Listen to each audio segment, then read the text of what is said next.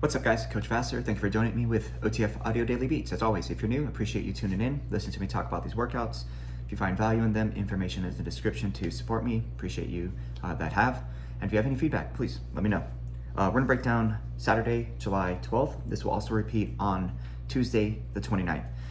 2G is a switch template. We're gonna see strength on the treads, endurance on the rower, and weight floor. 3G is a standard 3G format. Okay. We'll talk about the key concepts and then dive into it. So for the treadmills today, we're gonna say 2 blocks alternating between push and recovery walks on an incline. For the rower, practice pacing for a 1,000-meter row benchmark, which happens to be on the 14th. Gradually increase intensity throughout the distance and use your split time to stay on track. The floor, we're gonna pair alternating and bilateral exercises to build total body muscular endurance. You'll need the benches out. It's a switch template in the 2G, so put wipes out on the stations beforehand just to make that 2-minute transition a little bit quicker, a little bit easier to have people move around the room. So for the group that starts on the treadmill, they're gonna do tread, row, tread, floor. For the other group, starting on the rower to warm up, row, tread, floor, tread. All right. So we'll break down the treadmill stuff first, and then we'll talk about the everything else. So first block on the treadmills, it's gonna be 7 minutes. There's 2-minute transition. They'll do a 7-minute row block. Then they're gonna have 14 minutes on the treadmill with that 2-minute transition between, another 2-minute transition, and then a 14-minute floor block, and then they are done for the day. Block 1, we're gonna alternate between a 1-minute flat road push and then a 1-minute recovery walk on an incline.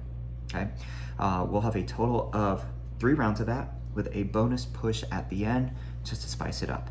The goal is to maintain the push intensity. So they say power walkers 6% or greater. I would also encourage them to increase their walk speed.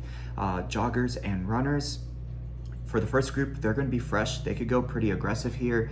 So aim for, between 1 to 2 over their base. If you want to be a little more precise, maybe 1.5 or greater over their base speed.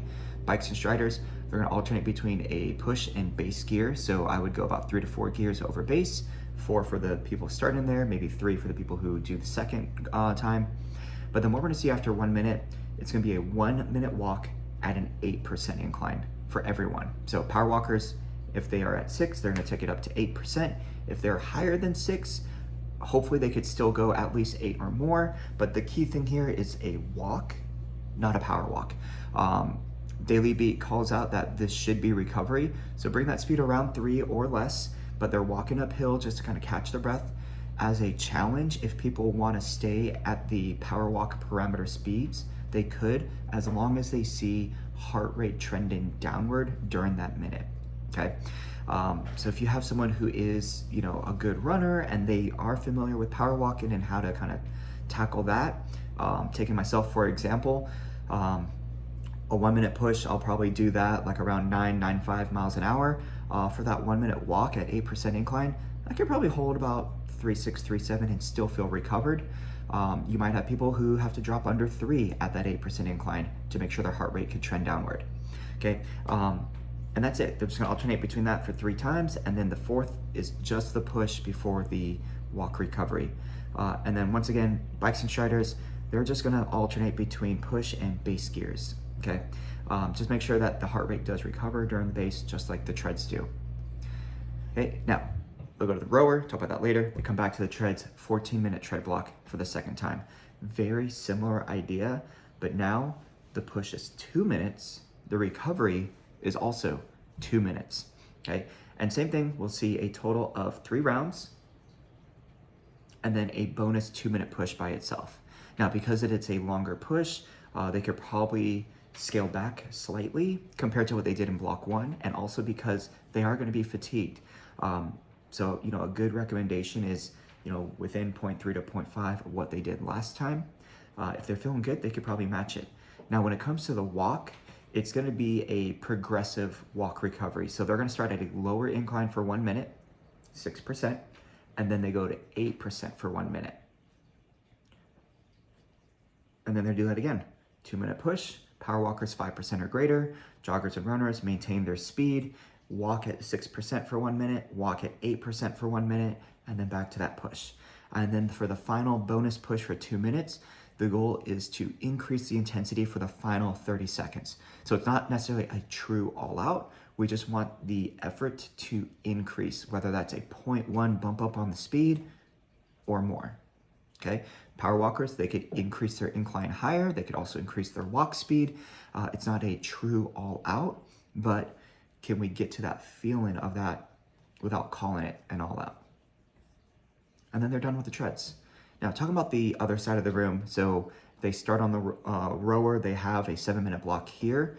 The first group that starts on the rower, they have a nice warm up to kind of get everything settled in, give them the education of what we're trying to focus on. The goal is to decrease split time as they progress through their distances. So obviously during the warm up, point out what split time is, what it means, how to control it, the benefits of using split time versus wattage.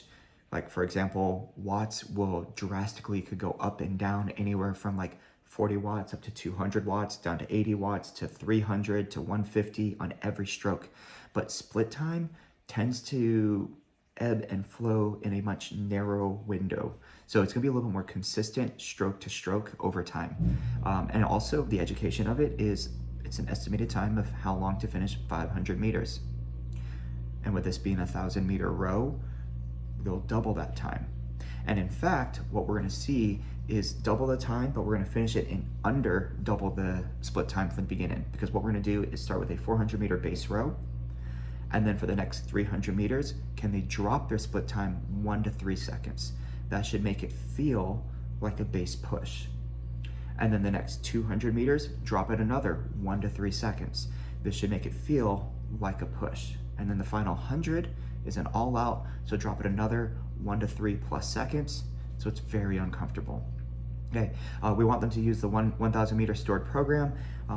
If you have a big whiteboard, I would write it out, and if anything, kind of like list it downward. So from 100 to 600 base, 600, 300 base push, 300 to 100 push, 100 to 0 all out.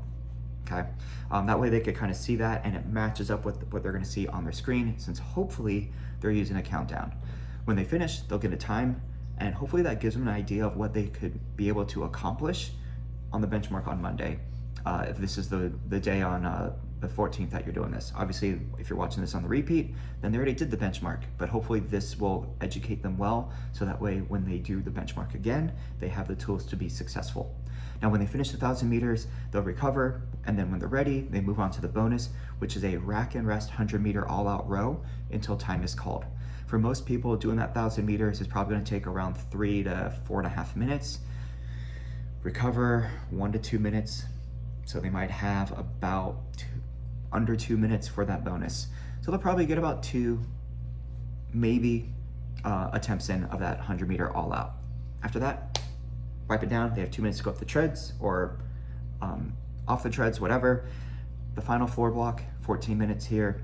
Nice little mix up of back-to-backs. We're gonna see upper body, lower body, and then upper body. It's 2 rounds for each pair. Higher rep count, so definitely light to moderate on that weight choice. They're gonna start off with an alternating chest fly on the bench. For that one, start with the arms extended out. Left arm down, comes back up, that's 1. Right arm down, back up, that's 2. 12 total, and then they pair that up with the seated scaption. Now, the one thing about the seated scaption is people tend to go way too heavy. We want to make sure arms are extended through the elbows, and not only straight out, straight sideways, halfway in the middle. So they are going up at a 45-degree angle, and try to emphasize keeping the arms locked out and the core braced. So if they are lifting up the arms and they're leaning back, it's probably too heavy. 5, 8, maybe 10 pounds at most is really all they need. In fact, challenge them to hold that top part for 2 counts before they lower the weight. If they come up and they have to drop it right away, probably too heavy. Okay. The next back-to-back is going to be goblet alternating lateral lunges for 12 total reps with a single dumbbell good morning.